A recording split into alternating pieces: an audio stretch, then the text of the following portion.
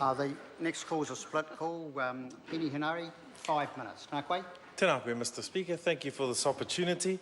I think the views of the Labour Party and the Green Party have been articulated quite well on this particular bill, the Children, Young Persons and Their Families Advocacy Workforce and Age Settings Amendment Bill. Sir, one of the pressing issues that come into my offices in Tāmaki Makaurau are around supporting families with issues that they have with child, youth and family. Children who have been lost to custody, state custody, grandparents who are seeking a role in the lives of their mokopuna. And I want to pick up and commend the point made by member Jan Logie about Māori engagement in this particular process. The statistics are overwhelmingly clear. This government prides itself on data and research. Well, the numbers, the statistics are there.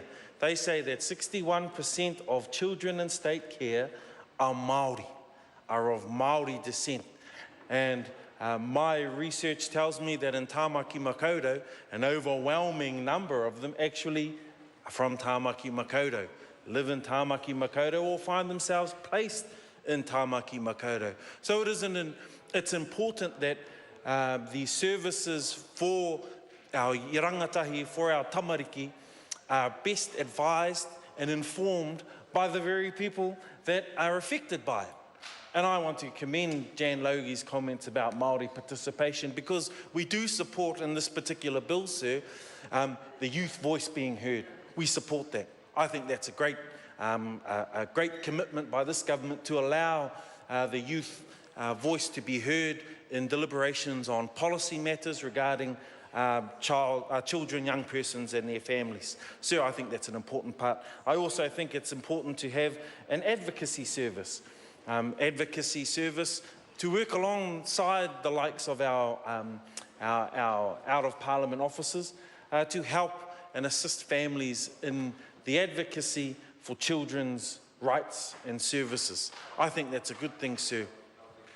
But I want to touch on the point raised by my colleague Carmel Sepuloni about the funding, about the kinds of resources that this service will receive, and whether or not that support and that funding is in line with the actual demand that's out there, because the evidence is overwhelming as far as I'm concerned about the number of tamariki, about the number of children who are involved with state services, many of those families come into our offices, and the evidence is there. And just like most other bills around the policing, around advocacy that are passed through this particular House, sir, we're really concerned that the kind of funding and support won't be there to make sure that they're actually meaningful, that they fulfil the duties placed upon them or expected of them through bills like this. That's of serious concern to us, sir. But my colleague Jacinda Ardern articulated very well the reason why we believe that this bill is failing. And that reason has already been canvassed well by this side of the House about the Chief Executive's powers of delegation. Where the powers of delegation go to, who are these people that they will be giving such significant powers to remove tamariki from family. That's of serious concern to us. Serious concern because what's being missed in a lot of the conversation from this particular government is that, well, actually, quite often, the state is the issue in these matters. The state is the actual issue in these matters. And sadly, what's not being considered when we give such powers to the Chief Executive is that continued role of the state in that particular child's life. And those are serious concerns. The ambiguity around it. Where are those powers going to go? Who are those powers going to be given to?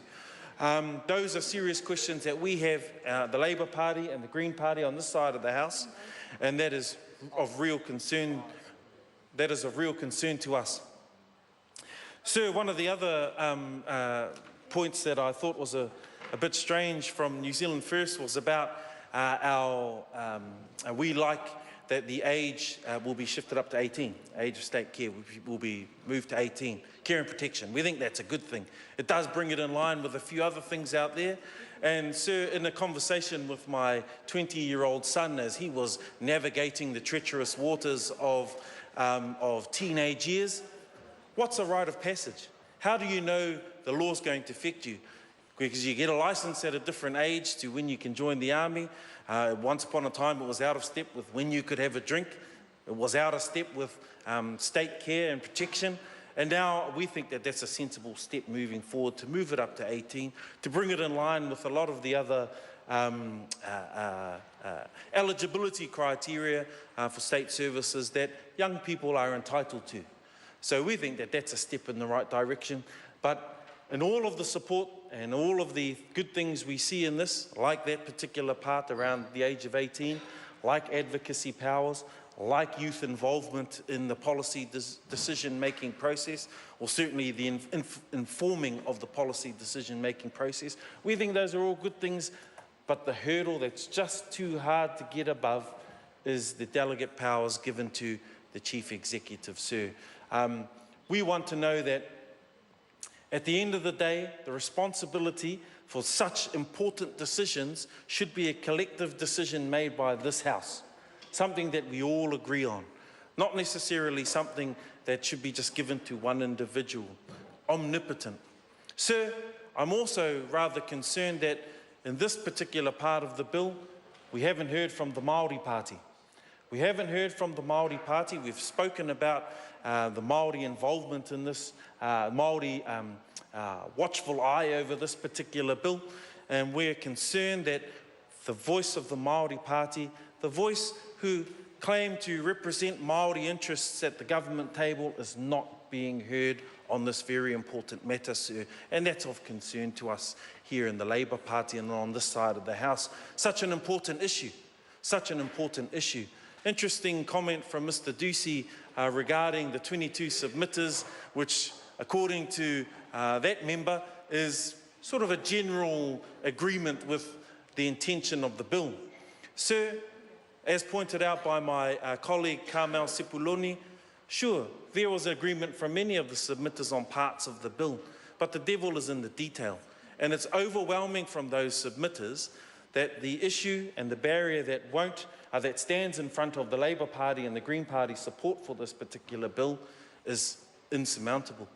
Their issues relating to that particular part around the Chief Executive powers of delegation is still very evident. Their voices need to be heard, and we can guarantee this House, sir, that the Labour Party will certainly be challenging this all the way through the entire process to make sure that there isn't a lopsided approach in working with our families and working with whānau and in working with tamariki who sadly may have to come into state care. Sir, children and tamariki welfare is a very complex issue. We don't pretend to know everything, which is why it's important to listen to submitters, why it's important to take on advice and experiences from those who have been through the system, for those who work with the system. They are the people who are working with our whānau and our tamariki, and it's important to listen to that. I'd hate for their voices to be silenced on such an important issue around the powers of delegation by the Chief Executive, sir. We've canvassed quite well on this side in the Labour Party our particular areas of support and those where we will not be supporting. Sir, that's enough from me. Kia ora tātou. I call Brett Hudson. Thank you, Mr. Speaker. It's